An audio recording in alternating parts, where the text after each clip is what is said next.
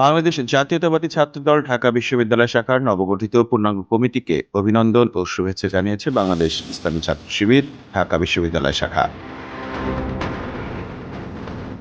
বৃহস্পতিবার 14 নভেম্বর সংগঠনটির বিশ্ববিদ্যালয় শাখার সভাপতি সাদিক কায়েম ও সেক্রেটারি এস ফরহাদ এক যৌথ বিবৃতিতে শুভেচ্ছা জানান। বিবৃতিতে তারা বলেন, ফ্যাসিবাদ মুক্ত বাংলাদেশের শিক্ষার্থীদের অধিকার কেন্দ্রিক নতুন ধারার ছাত্র রাজনীতির উজ্জ্বল দৃষ্টান্ত তৈরিতে জাতীয়তাবাদী ছাত্রদল ঢাকা বিশ্ববিদ্যালয় শাখার পূর্ণাঙ্গ কমিটি গুরুত্বপূর্ণ ভূমিকা রাখবে বলে প্রত্যাশা করি।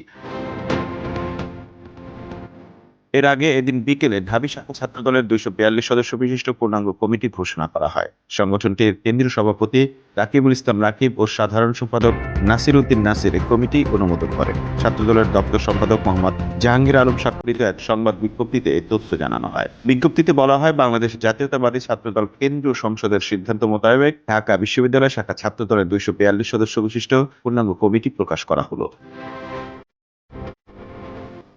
এর আগে চলতি বছরের মার্চে শাখা ছাত্রদলের 7 সদস্য বিশিষ্ট আংশিক কমিটি ঘোষণা করা হয়েছিল।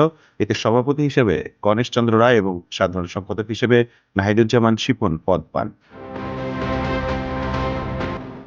Mamun Mahfuz, time news desk.